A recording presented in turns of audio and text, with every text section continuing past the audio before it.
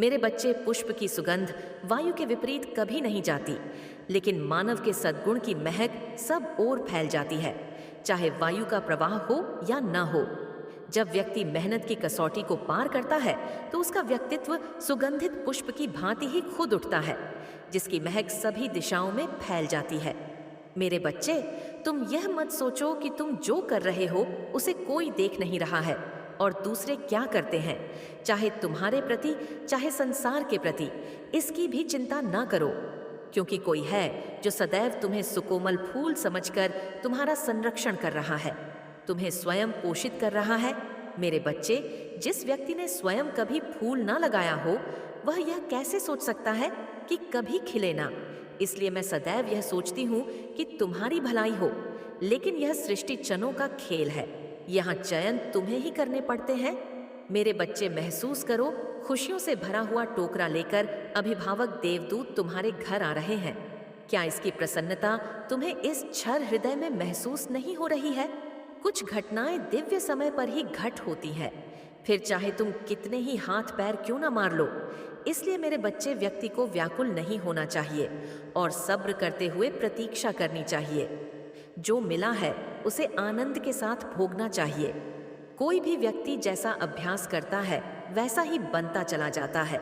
जो खुद को ईश्वर का अंश स्वीकार करने का अभ्यास करता है, वह वास्तव में महात्मा का अंश ही हो जाता है। मेरे बच्चे, तुम्हारा समर्पण भाव ही तुम्हें इस दिशा में आगे लेकर जा रहा है। मैं जानती हूँ कि कुछ समय से तुम्हें परेशानियां बढ़ी हुई प्रतीत हो रही हैं, लेकिन तुम एक ऐसी नौका में सवार हो जो धीरे धीरे ही सही पर दूसरी ओर जा रही है, शांति की ओर बढ़ रही है और शीघ्र ही तुम शीतल जल में प्रवेश कर जाओगे। इसका अर्थ यह है कि तुम्हारा जीवन शांतिपूर्वक चलने लगेगा और यह तुम्हारी संकल्प की शक्ति से ही पूर्ण होगा। इसलिए मेरे बच्चे, अपनी संकल्प की शक्ति को कभी खोने मत देना। अपने भीतर के आत्मविश्वास को कभी टूटने मत देना। ऐसा कुछ भी नहीं है जिससे तुम्हारी हानि हो सकती है। तुम जिस हानि को लेकर चिंता में हो, मेरे बच्चे, तुम जानते नहीं हो तुम्हारे लिए कितना बड़ा खुशियों का पहाड़ खड़ा हुआ है।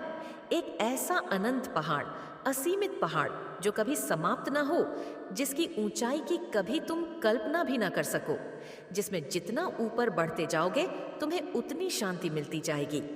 मेरे बच्चे, अभी तुम्हारे मन में यह बात आ रही है कि तुम कार्य पूर्ण नहीं हुआ है, और सोचो, कभी कभी तुम इस कदर स्वार्थी हो जाते हो कि यदि तुम्हारे सोच के अनुसार ना हो तो तुम मुझ पर ही संदेह करते हो, तुम मुझ पर ही प्रश्न उठाते हो। अपनी कमियों और अपनी गलतियों का विचार ना करके तुम सारा इल्जाम मुझ पर थोप देते हो, मुझे दोषी बना देते हो।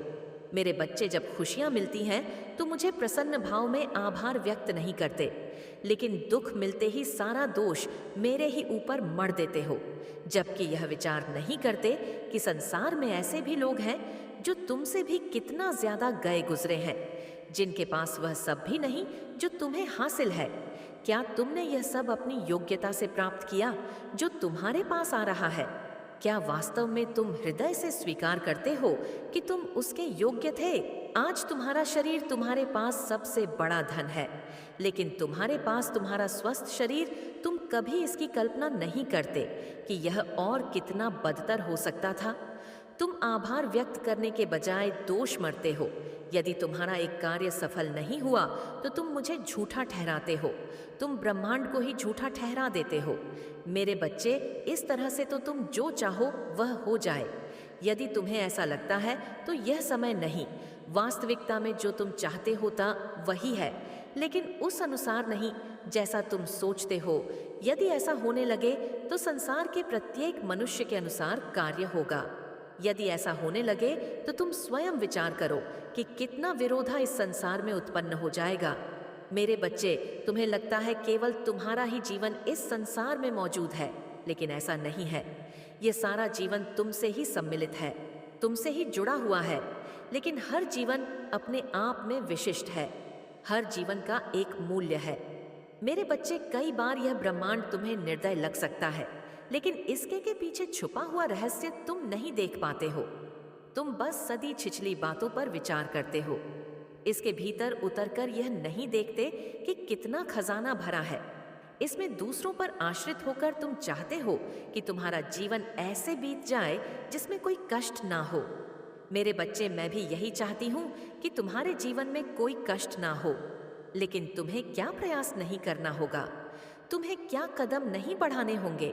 तुम्हें अथक प्रयास करना होगा। संघर्ष तो आएगा ही, लेकिन उन संघर्ष से लड़ना होगा। तुम्हें उन संघर्ष के सामने आना होगा, तुम्हें उनका सामना करना होगा। तुम्हें तुम्हारी जीत निश्चित है।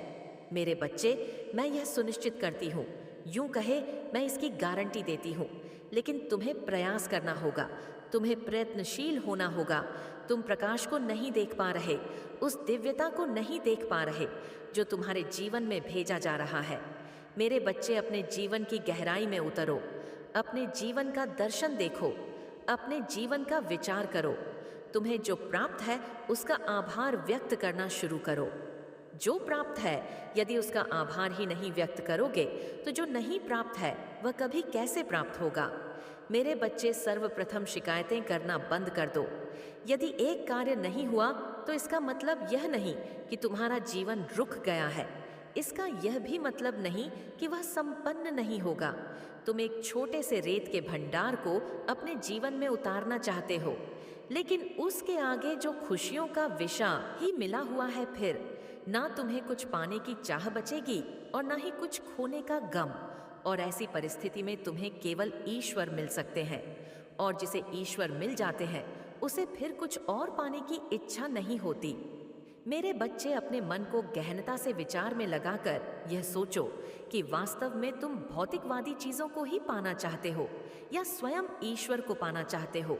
क्योंकि जहां तक मैं देखती हूँ, मुझे तुम्हारे भीतर भौतिकता से भरी हुई लालसा दिखाई देती है, जबकि तुम्हारा पवित्र हृदय, तुम्हारा कोमल मन और यह तुम्हारी दिव्य आत्मा केवल और केवल सुकून के रास्ते पर आगे बढ़ना चाहते हैं, केवल और केवल सच्चाई के मार्ग पर आगे बढ़ना चाहते हैं।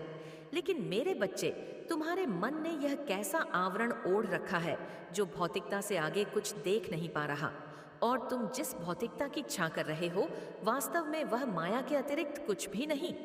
मेरे बच्चे, यह भौतिकता तुम्हें अवश्य प्राप्त होगी, लेकिन यह तब प्राप्त होगी जब तुम इसको पाने की लालसा नहीं करोगे, जब तुम इसे पाने को लालायित नहीं होगे। तुम छोटी छोटी चीजों में परेशान हो, कभी थोड़े से धन के लिए, कभी रोजगार के लिए, कभी कहीं घूमा आने के लिए, कभी कुछ भौतिक वस्तुओं के लिए, कभी वाहन के लिए, तो कभी कान के लिए। तुम ऐसी चीजों में लिप्त हो, तुम ऐसी चीजों को पाना चाहते हो जिनका मूल्य कौड़ी भर भी नहीं है। मेरे बच्चे, तुम जिस प्रेम को पाना चाहते हो उसका भी कोई मूल्य नहीं है। वास्तव में प्रेम तो वह होता है जहां कुछ पाने की लालसा नहीं रह जाती। प्रेम वह होता है जहां मनुष्य केवल देना ही स्वीकार करता है, जहां मनुष्य केवल देना जाता है, जहां पाने की अभिलाषा समाप्त हो जाती है। मेरे बच्चे, तुम प्रेम को अंगीकृत किए हुए हो, तुम प्रेम की परिभाषा लिखने आए हो, तुम प्रेम के महत्व को भी समझते हो। तुमने सदा से ही प्रेम को चाहा है, तुमने सदा से ही प्रेम को स्वीकारा है। यह प्रेम तुम अपने जीवन में उतारने को सदा से ही लालायित रहे हो। लेकिन मेरे बच्चे, तुम्हारे मन पर यह कैसा आवरण है, यह कैसी बाधा है जो तुम्हें आगे नहीं बढ़ने दे रही, जो तुम्हें तुम्हारे भीतर के प्रेम को उजागर नहीं करने दे रही, जो तुमसे तुम्हारी दिव्यता को छीन रही है, जो तुमसे तुम्हारी भव्यता को छीन रही है। मेरे बच्चे, विचार करो, वह क्या है जो तुम्हारे लिए आवश्यक है? वह क्या है जो तुम पाना चाहते हो, और वह तुम्हें कैसे मिलेगा? क्योंकि मेरे बच्चे, मैं जानती हूँ, तुम्हें बता रही हूँ कि निश्चित तौर पर वह तुम्हें मिलेगा, लेकिन उसके मार्ग तुम्हें तलाश करने होंगे, उसके लिए संघर्ष करते रहना होगा, और संघर्ष करते करते तुम एक दिन अचानक ही यह प्राप्त कर लोगे। और मैं तुम्हें यह बताना चाहती हूँ कि वह दिन बहुत नज़दीक है, वह डे बहुत नज़दीक है, जब तुम्हें यह हासिल हो, जब तुम्हें यह प्राप्त हो। लेकिन तुम सोच नहीं पा रहे, तुम विचार नहीं कर पा रहे कि यह कैसे होगा। मेरे बच्चे, विचार करो जो मैं तुमसे कह रही हूँ। मन लगाकर सच्चे हृदय से एक बार अपने ध्यान में उतरकर यह विचार करो कि वास्तविकता में तुम्हें क्या चाहिए। यह विचार करो उसके लिए तुमने कितना प्रयास किया है। यह विचार करो कि मुझको दोष देने से तुम्हें क्या हासिल होगा, और स्वयं को यदि तुम दोषी मान